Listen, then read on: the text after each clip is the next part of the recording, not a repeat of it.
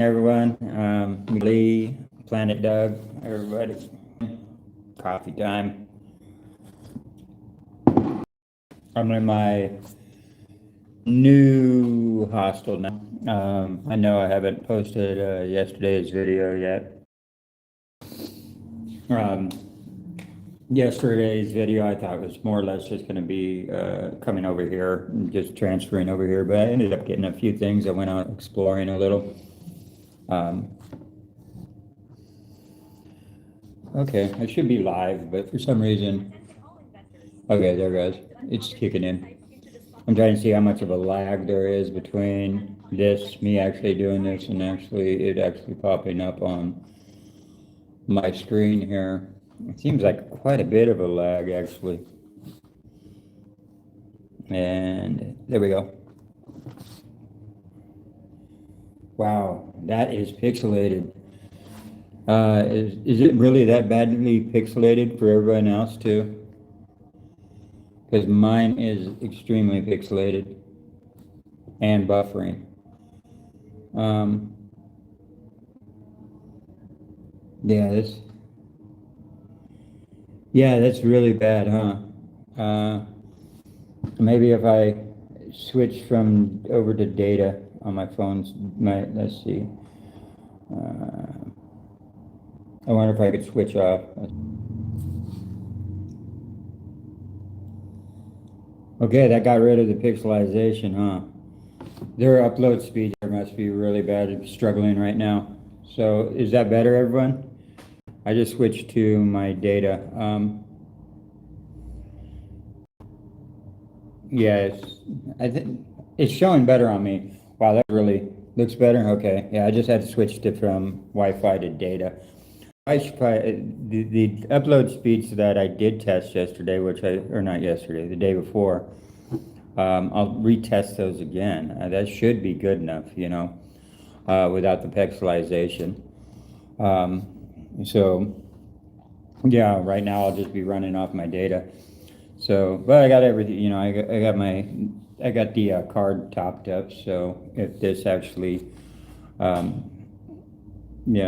think they only gave me 10 on the starter pack. So I'll just, after I'm done here, I'll top up for another 9 days or whatever.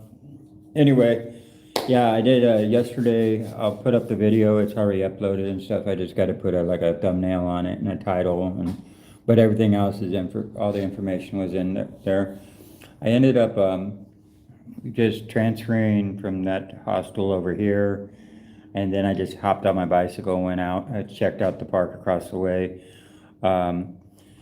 If you I don't think I've actually put my location in Google Maps, so when I get off, I'll do that too. And you can see south of me, to the south of me there on the river, there's two sections that are really green. I checked out one of them the other day, and it was weird. It just ended up being like you went back into the jungle a ways, and it was just one road ran to some like apartment complex, and that was it. That was the only thing back there. But there was really no way of getting back into the mangrove trees and stuff like that. So even though I thought part of it was listed as a park, it doesn't seem like it's accessible except for like if someone took you out there on a boat. So yeah, that'll be all on this kind of upcoming video. I just wasn't able to get back in there. So anyway, they're also doing like right across the street, and it's kind of noisy here because right across the street they started, I think, yesterday. The Hindu temple must have gone under some construction or something like that. They're doing like a cleansing process. It's called Kumbhabhishekam, and it's a consecration of a ceremony that spiritually recharges a temple after it's gone through like a construction phase or something. It's also to spiritually charge the people and all this stuff. So I looked it up because I didn't know what it was. And one of the other guys there, he informed me that he went in and actually took a picture of the celebration. Technically it's supposed to be today. And there's a few booths set up where you can get the roses or whatever you need. Yeah, it's a little bit of food or But it was kind of cool. I filmed a little bit of that towards the end because they kind of blocked off the street here. I don't know if that was being blocked off. Someone told me it wasn't for them. It's actually for the military. Who's been using the major road here, so they divert traffic to the side road. But I don't know. Anyway, guys, yeah. So that was basically all I did. Was I explored a little. I was able to get a little bit of the ceremony, the ritual ceremony right there at the end, but it was like right at the end. I just cut it in. So, let me get back on live stream here.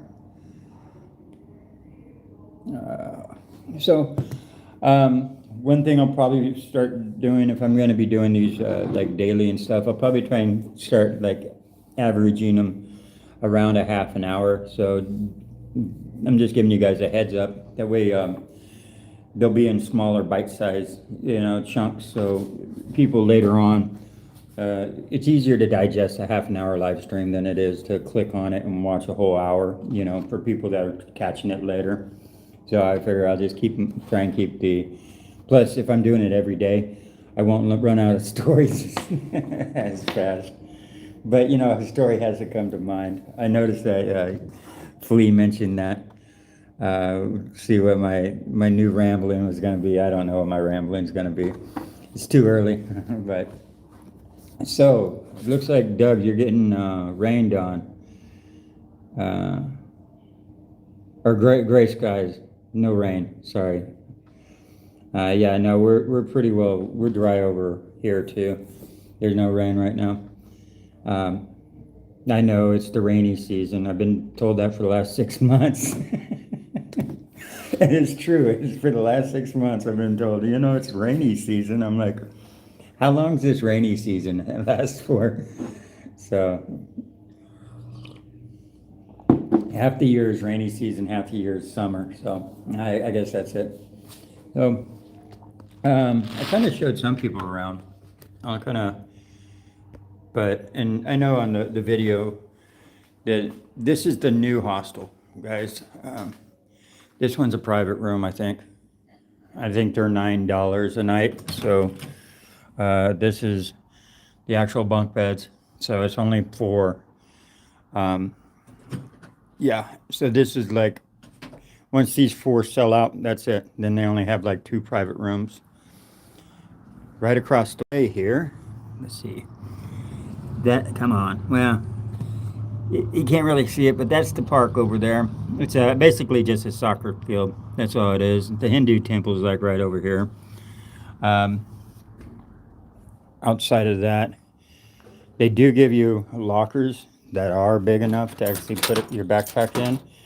That's one thing we don't, so that's, I kind of had to squeeze it a little bit, but it's a full-size locker. And that's the bad part about some spots only give you a locker that's big enough to put a purse in, Anyway, I'll pick that up later. So this is kind of like the lounging area. They have a lot of room in here that they're just not utilizing. So they kind of just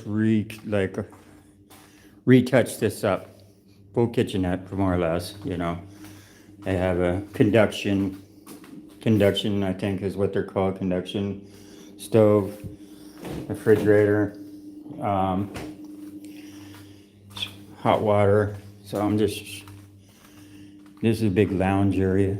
So a spot to change, if you need to change your clothes. And then we just got the standard stuff. I know I went over all this already, but for the ones that are just tuning in and want to see what the pad looks like, someone's in the bathroom, I think. No, they're not. And hot water. Okay, that's it.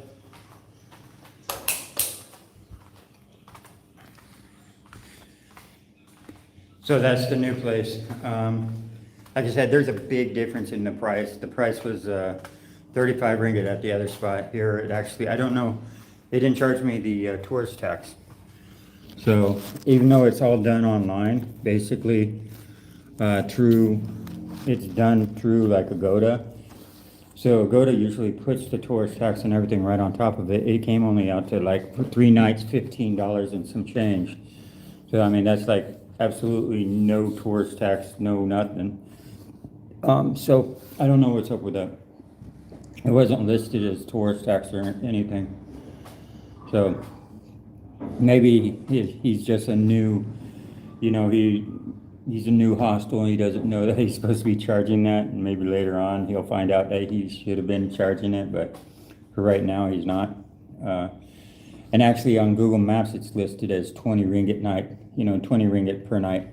It says travelers, what is it? Travelers, I don't remember the name, Travelers Guest House or something. Travelers Station, cheap, 20 ringgit, so it's right in the name. So,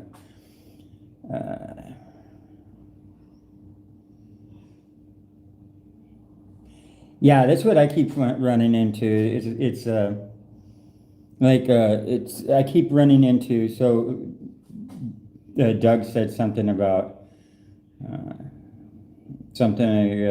the same thing happens to me everywhere I go. People say it's always the rainy season. It never seems not to be the rainy season.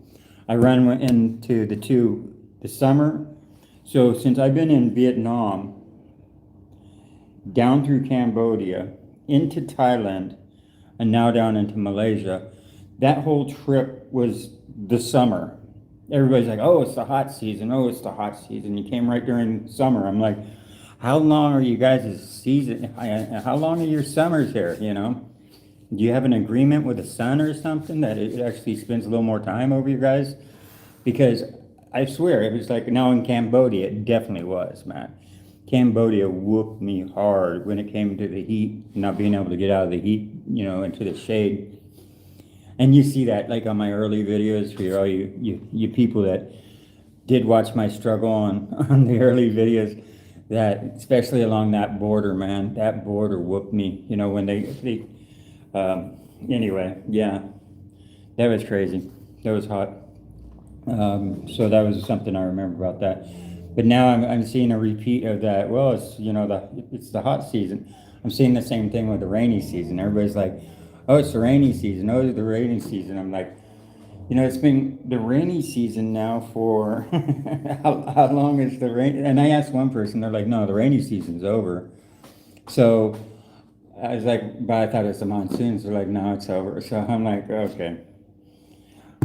So I think you guys need to all get together and vote on when is summer and when is winter. No, I'm just joking. But it does seem like you guys, it really does seem like I've been told that it was the hottest time to actually be doing bicycling all the way through Vietnam and all the way through Cambodia and all the way through. And I guess technically it could have been, if you think about it. Yeah, maybe I'm just, it seems a lot longer than it actually was because it's only 5 months, right? Maybe I'm going on 6 months now. Yeah, no, actually I'm going on 6 months. So technically, two of them, at least two of the countries, like Vietnam was 2 months and then Cambodia was only 1 month. So there's 3 months right there. So technically, yeah, I guess that could have been two countries I could have been doing in dead summer, right? And then the build up and the lead away from it, you think about like a half a month to a month buffer on either side, So maybe I'm just not doing the math right. And I guess legitimately I could have been doing it through that whole time. I guess it's just not registering, once you go from country to country to country. And you're like, oh, that's only been like 5-6 months. So, all right, guys. So, Doug, where are you at? When are we going to actually? I was wondering when are we going to see a? I'm assuming that you're filming everything. I don't know how much of the stockpile of videos that you still got from Indonesia. How many more Indonesia videos you got to get up first? When are you going to have the Malaysian? I'm pretty sure all the Malaysian people here want to know when a Planet Doug Malaysian video is going to be out. So, Maybe you can drop the hint to me. So, uh, let's see. I always understood that the tourist tax doesn't apply to dorm beds, rooms. So you've told me before, Doug, that that the tourist tax doesn't usually apply to the dorms and stuff, and it only applies to the only to the hotels. But I've been charged by every dorm so far. So maybe this is the only person that actually knows, not the opposite of what I just said a minute ago. Maybe it's that he actually knows that it's just a dorm. And there might be some legalities too, like if you have private rooms, are you still considered a dorm, or do you have to charge separate for that? But every spot actually has hit me with a tourist tax, so I'm used to it. I don't know. Maybe that's I don't know how that works with Agoda. Maybe that's just a way they're sneaking in an additional fee, that they're actually not getting charged the tourist tax, but they're actually charging you for it just to get the additional fee, like they do with the cleaning tax and everything else. But I don't see that being a possibility because they're doing it through Agoda. So,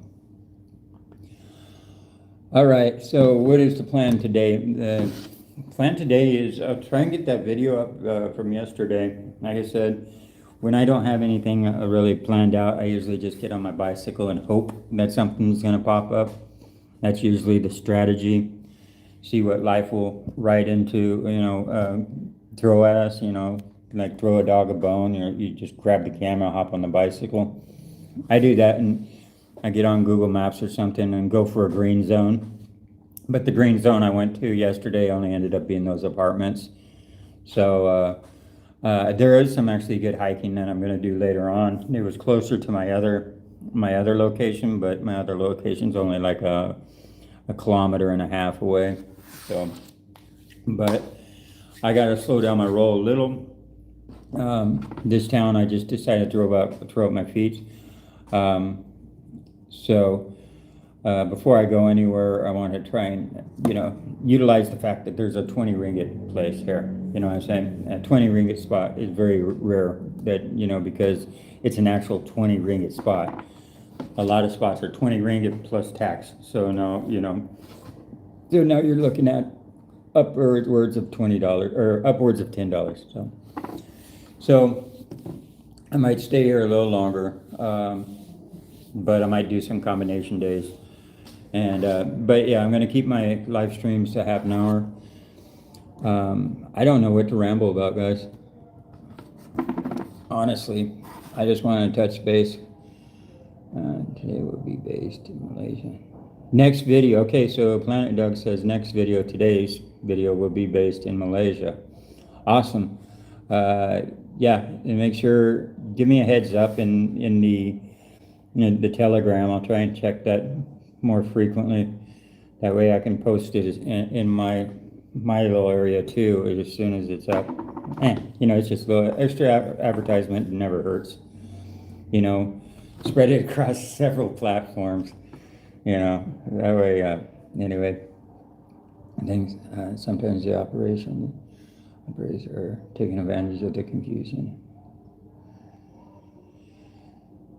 Yeah, so Flea, that's what I was just kind of mentioning. He says, I think sometimes the operators are taking advantage of the confusion, and it is an opportunity for them to make money and blame the government for the tax.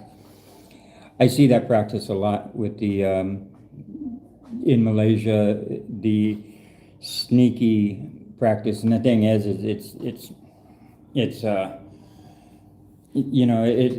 it's bad business. It really is. It's not being upfront on the pricing and stuff like this, and trying to charge at the very end. It's honestly, it's so much better for your business that instead of just advertising for $15 and then hitting them with $5 worth of hidden taxes and fees, charge them right up at front, $20, and don't charge them any taxes and fees. And people are like, well, the lower advertisement. Yeah, but you're gonna ruin your extended stay. Your extended stay people will stay longer at your place if they know that the pricing's up front and they don't feel like they're taken advantage of. But as soon as you hit them with the prices, like those prices and stuff, OYO does that a lot. So it makes you feel like you just got taken advantage of, but it's too late. It's already done. So you don't stay longer, and you don't go back to that property, and you don't leave a good review, and so it's like it's very bad. It's very bad business. It's going from the hotel and casino management stuff. I had to learn this stuff. It's just you had to learn it. Although there was a department that was just for the hotel, I usually ran just the casino. I still had control over the hotel too, so I still had to be involved because usually I gave out free rooms and stuff like that, for people that were playing or people that were friends of me. If a dealer actually needed a room to stay in because the car broke down, that happened to me. I actually stayed at my casino for like a whole month because my car broke down, and the boss said, "Say, don't worry, stay here," and so I stayed in the hotel for like a whole month, which was kind of nice, but you're staying at work. So you have that power. You have the power of free food, free drink, free hotels, and you can give those out to people. It has to be justified though, usually, you know what I'm saying? Because you are actually technically writing out something, and that's going to the casino or to the hotel. And the hotel, even though it's attached to the casino, they're kind of separate entities. So they have a booking issues, like they have to make sure that they're making their bottom line too. And if you're giving out a lot of free stuff, don't get carried away. Respect that they're trying to make a profit too, but honestly, the casino is the one that makes the most profit. Everything else, like the food's not seen as like a profitable business. The hotel is barely seen as a profitable business. So these are just add-ons because the casino itself is pulling in the money. So that's why the casino's in charge. Anyway, that was a big portion of my life was in the casino business.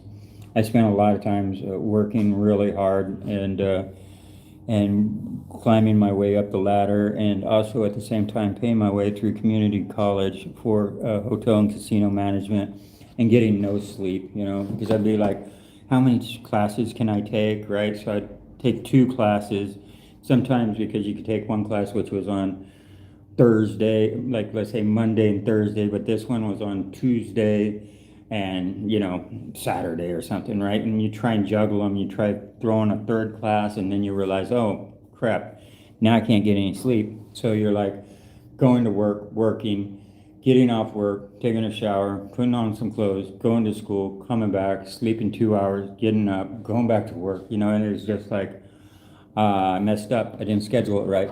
But you're already locked in because you already paid for the classes and stuff. You could drop out of the classes, but I'm not one of those people that I'd rather just suffer through it. But yeah, I mean, so I did that. I climbed up the ladder. I made it more or less to the top. I got really good at what I did. I was an extremely good craps dealer, and I was a good boss too. And I knew a lot about cheating, a lot. But that was me. I was becoming a pretty good card mechanic. Anyway, and dice. I love dice. That was just one of my things. I loved switching dice and everything. But that was so that was a big portion. So when you hear me talk about that, it's because of my early goals of trying to figure out, it was like, growing up, me and my brother were only 2 years separate. He was younger than me, but we always shared the same room and stuff, which caused us to like be at each other a lot. So me and my brother got in fights, pretty violent ones too sometimes. Just because he's my younger brother and he'd always try and get in my face, and you're my younger brother, you're not going to get in my face. So we'd end up having brawls, but they usually ended pretty quickly. But me and him were kind of like anti-establishment, and around that time gangster rap came in hard, NWA, Cypress Hill, all these, right? And that whole mentality took over, and the whole like, you know, I don't know how to say this, but like uh, selling drugs to make the ends meet and stuff like this. Well, my brother went down the gangster path pretty hard in Vacaville and stuff like this, and he was getting locked up all the time because he was a fighter too, right? So people were scared of him in Vacaville, and Vacaville is right by Vacaville's like where Tupac's mom lives, right? Because I mean Oakland's right down the street, and people in Vacaville were scared of him. He was like basically Jeremy was my brother. He was basically running Vacaville when I left, but. So I saw where that mentality of the career criminal can actually go. And I was like, well, me and him being pretty well the same, I wasn't kind of in the same boat. And I was like, yeah, it's like, what are you going to just be petty crime your whole life and end up in jail? My brother was in jail all the time. I spent most of his, younger adulthood in jail. So I was like, oh, well, no, I'll just be professional at it. So I went with the whole idea of actually being like on the movie The Sting. That was my whole goal, like with Robert Redford and them. That was it, be a grifter, So that's where I was heading for. And that's why I ended up in and I mentioned this the other day, but yeah, it's like Harry Anderson had a huge influence, although I know that's a fictional character. And if you ever watch if you get on YouTube, look up Hello Sucker. That was his old stand-up magic routine. But he was so good at magic that he would drag one magic trick out for such a while, like such a length of time because he made it so funny that he was more or less considered also like a stand-up comic. So, but it was just that whole drifter, mentality. So Hello Sucker, look it up. You can find it on YouTube. Maybe I'll post a link to it later, but so that's the way I was going. But so I went there, and what happened was going with that goal in mind, I became like I was going to police that. So I was going to actually keep the casinos safe from people like that. So but to keep the casinos safe from people like that, I had to come from the know-how, right? I mean, I can't just open a book, read it, and say, okay, I know everything. Now you got to actually do it and figure it out how it's done. So I ended up going down the road of trying to become a card mechanic, dice mechanic. I got really good at doing three-card Monte, very good at three-card Monte, actually. The magicians used to love watching me do the three-card Monte. And actually, I see some of them still do some of the moves I actually used to do. But I never really did three-card Monte on the street, though. I love three-card Monte. There's a book called 40 Years a Gambler on the Old Mississippi. That whole book's about, I mean, it's an old one. That one's just an old book about three-card Monte and doing it on the river boats, and grifting all the people transporting, their goods and stuff like that. And, because they transport their goods, sell their goods, end up with a bunch of money. And then the card sharks would take them out at poker, and they would get grifted on the boat with three-card Monte and all this stuff. So I got, so I took that up as a hobby. And yeah, even Harry Anderson used to do actually the three shell game, got his jaw broken because someone figured out, oh, this is not a real game of chance, and broke his jaw. And Harry Anderson used to do Shakespeare in the Park and stuff like this. So so he was always like an actor type, you know what I'm saying? So he wasn't like, it was a character he was just portraying. But when you portray a character long enough, sometimes that character bleeds into your reality, and you blur the difference. You can't distinguish the line as much as who you're portraying to be and who you really are. So I think that's how he ended up drifting someone in the three shell game and getting his jaw broken. So anyway, there's a babble. I wasn't sure. We'll call that the hobo rambling for the day. Just a little more background of who I am. And I see a lot of people just unsubscribed. This guy's a criminal. No, so my whole philosophy on that is I never liked crime, like what I call mindless crime, like mugging people and stuff like that. But I respected the stuff that was still classified as crime, but took a year to accomplish. Like people that, if you see the movie Rounders, was actually a good movie. It was well researched and well done. So I give respects to Rounders. Most movies just don't know what they're talking about. The Sting was awesome. Rounders with Matt Damon was actually pretty good. There's other ones that were. There was an old black and white, I think one called like My Lady Eve or something, a really old black and white one that I really liked too. So there's some movies you guys can, I'm not sure if it was called My Lady Eve. I'd have to try and research it, but I wouldn't know what to call it. So, okay, here we go. Next video today will be, got that. I think someone, the operators are taking. Oh yeah, I didn't think about Flea. Yeah, I can pop into the Tourist Information Center. Yeah, look at that's a good idea. Yeah, and trying to instead of figure it out, see what I can actually pop in. Oh, I found one spot though, right behind the that's opening up in a week here. So I recorded a little. I talked to the guy there, one of the young kids that were working, right behind the city council building by the river. They have like a nature preserve that they're still building. It's like a walkway that goes out, and then it's like, excuse me, like a bird sanctuary. But he says there's like crocodiles down there, and there's just like a lot of different animals. And yeah, it's just a walkway that goes out and stuff. And he said it should be open by next week, or possibly the week after. So 1 or 2 weeks it should be open. Like, when I get my video out, you'll see it. Yesterday's video. So that actually looks kind of cool. But it's tucked right behind the city council building.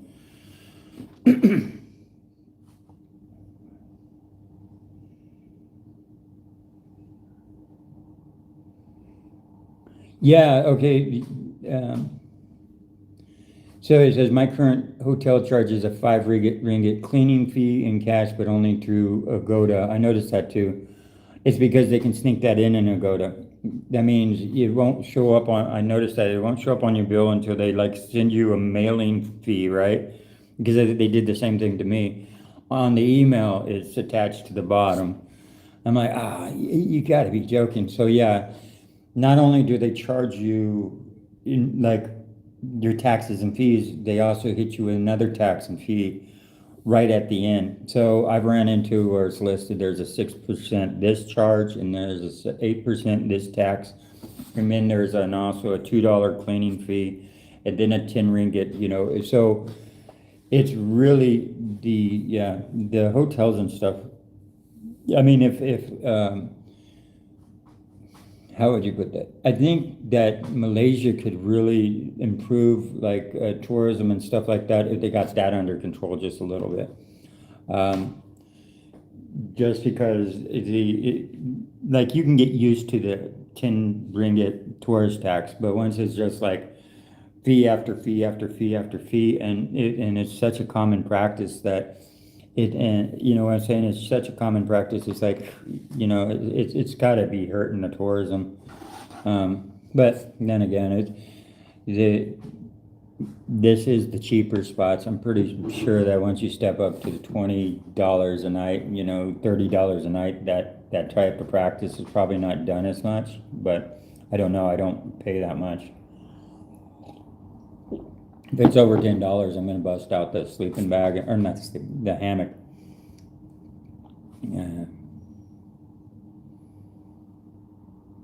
Yeah, so I run into the same thing, Doug. Yeah, it's only through Agoda, not through Booking, that they're able to sneak that one in. Booking doesn't have the option or something. So I don't know. Maybe there's someone that goes around telling them all this, because honestly, it seems like they're all using the same ploys. So it's like, someone's informing them, hey, you can do this and this and this to increase your revenue. Um,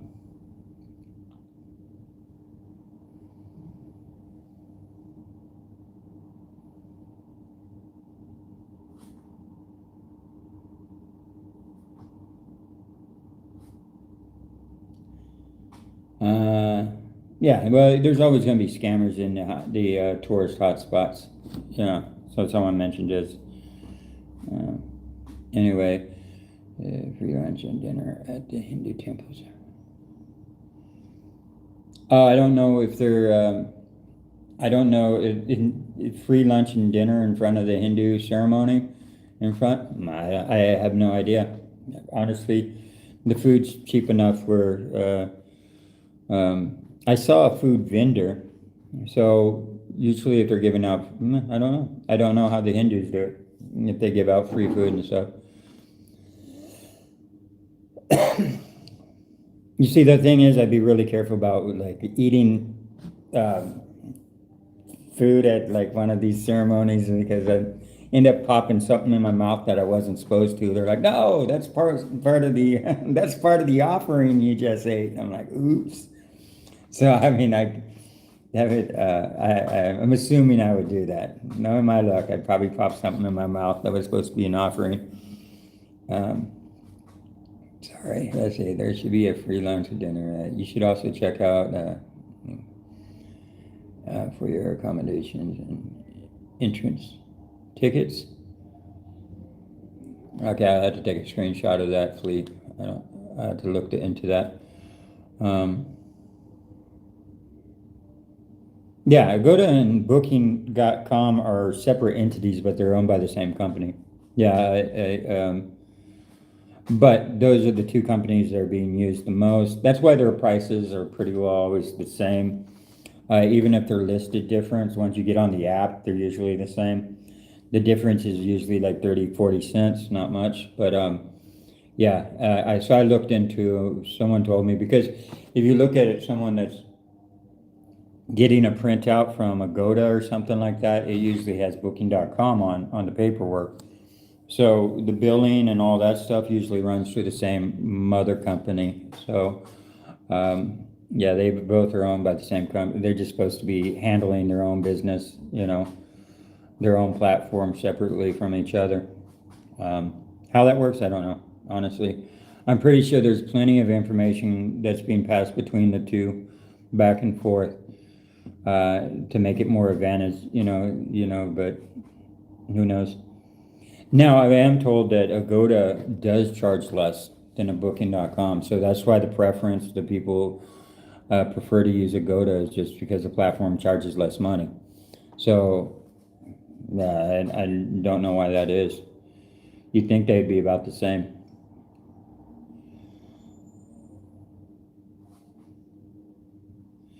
Yeah, so the cleansing ritual, as far as I know, I just got here yesterday. It was pretty loud yesterday. The guy that's been here for a bit, he says, no, it really started up last night, pretty loud. It's technically today, and that's at least what the flyer is listed at. The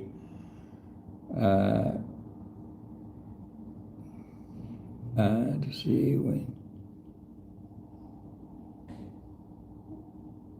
Yeah, and every 12 to 16 years, this ritual is usually done anyway, to revitalize or recharge the energy or whatever. So,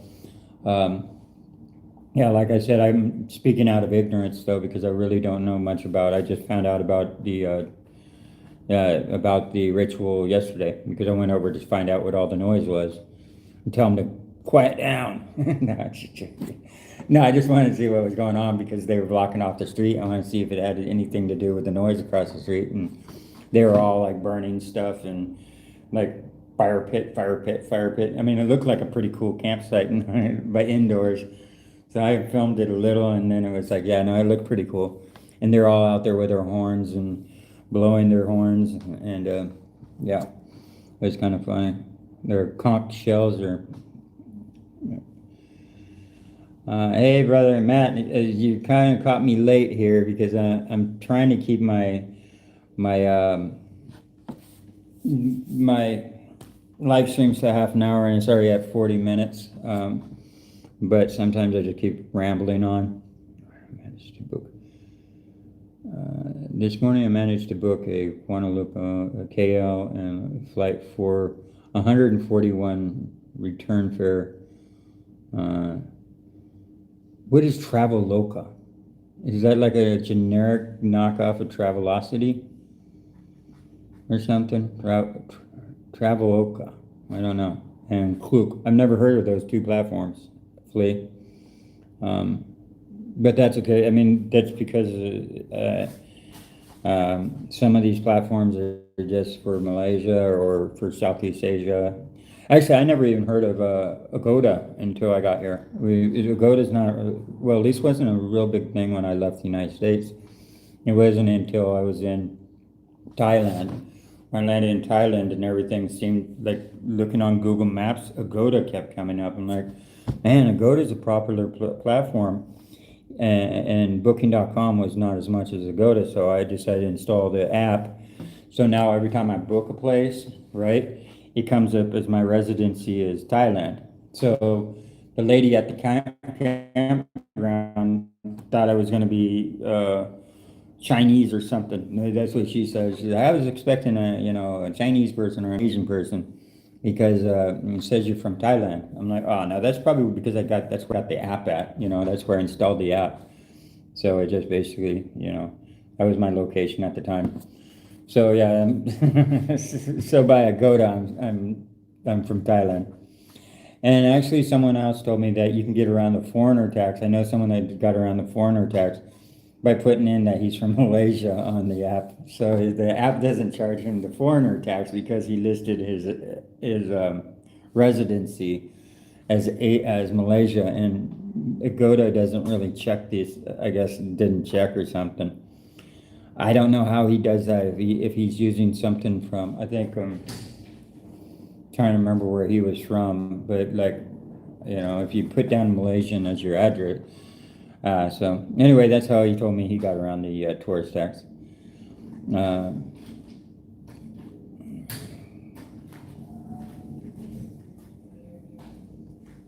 Oh yeah. That's the thing is honestly, yeah, CS nailed it on the head when he says go for the experience.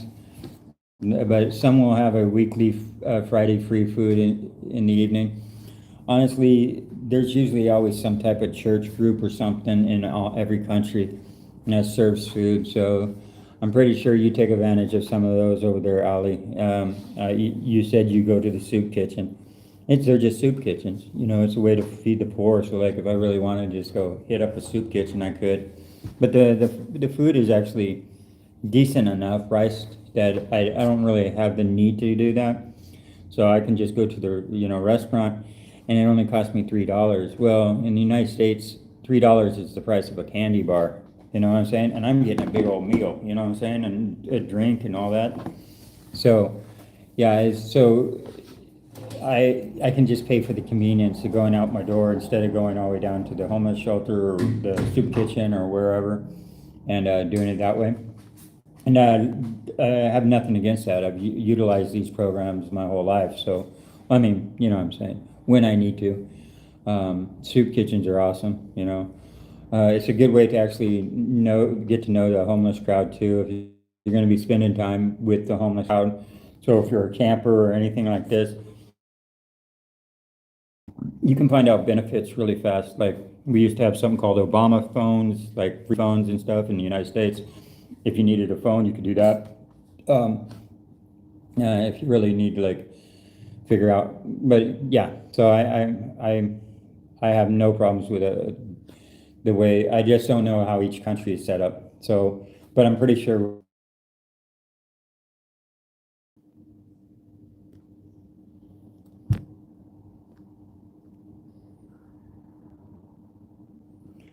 Okay, sure. Yeah, I think that might have been my. Actually, I had to switch back to Wi-Fi. So that's, yeah, look, pixelization. So I'm going to end it here. That was probably my 10 gigs actually running expired. So hey guys, I'm gonna end the live stream here, and probably my card, because right now I'm using their Wi-Fi and it sucks. All right, guys, peace out. Thanks for joining me, and tomorrow we'll have another live stream.